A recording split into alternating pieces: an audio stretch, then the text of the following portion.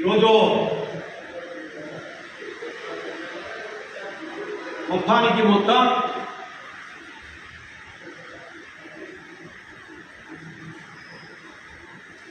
లడ్డూలు Animal fat కొవ్వు అది కలిపి ఇదే కాకుండా ఇంకా ఏది చీప్గా దొరుకుతాయో ఫిష్ ఆయిల్ కావచ్చు ఇంకోటి కావచ్చు కలిపి దాంట్లో వేల కోట్ల రూపాయలు మింగేశారు. ఇదేరా మీకు ఏముందారా మీకు దొరికింది? ఒరే లడ్డారా, భక్తులు తినే లడ్డూలు దొరికిందారా? అందుకే చెప్తున్నారే ఎక్కడికి వస్తారో రాండి, మీరు మీ మతం ఏది, మీ మతం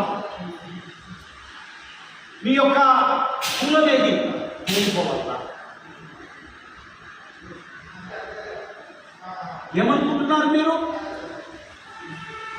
మా నరాన ఎవరింకో లేదురా ఫోటో, వెంకటేశ్వర స్వామి ఫోటో ఎవరింకో లేదో చెప్పకండి. హిందువుల ఇళ్ళల్లో ప్రతి ఇంట్లో ఫోటో పెట్టుకొని పొద్దున్నే లేస్తేనే దేవుని దర్శనం చేసుకొని మొదలు పెట్టాం. అటువంటిది ఆ స్వామికి చెందినటువంటి పవిత్రమైన లడ్డూలో కొవ్వు కలుపుతారా మీరు? సిగ్గులే, సిగ్గు కాదు. మీరు టార్గెట్ చేశారు. తిరుమల తిరుపతి దేవస్థానం ఉండకూడదు, అక్కడికి ఎవరు పోయి భక్తులు దర్శనం చేసుకోకూడదు అన్నటువంటి ఒక కుట్రలో భాగం. ఒకవేళ మీరే కనుక అధికారంలోకి వచ్చింటే లడ్డూనే తీసి పారేసి కొడుకులారా కొవ్వు పెట్టురు మీరు ప్రసాదం ఇదేది నాకు తెలిసి చెప్తున్నాను నేను. రోజు అట్టుడికిపోతా ఉంది ప్రపంచం.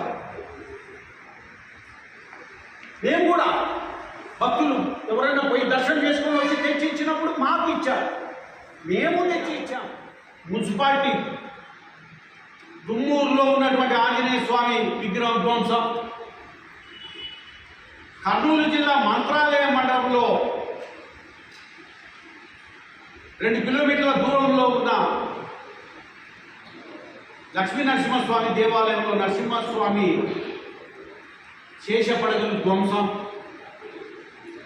ఆదోనిలో ఓవర్ బ్రిడ్జి కింద ఉంటే ఆంజనేయ స్వామి విగ్రహాన్ని ధ్వంసం, గుంటూరు జిల్లా నరసరావుపేటలో శంకరమఠం సమీపంలో ఉన్న సరస్వతి అమ్మవారి విగ్రహం ధ్వంసం, కర్లపాడు గ్రామం వీరభద్రస్వామి దేవస్థానంలో గోపురం ధ్వంసం,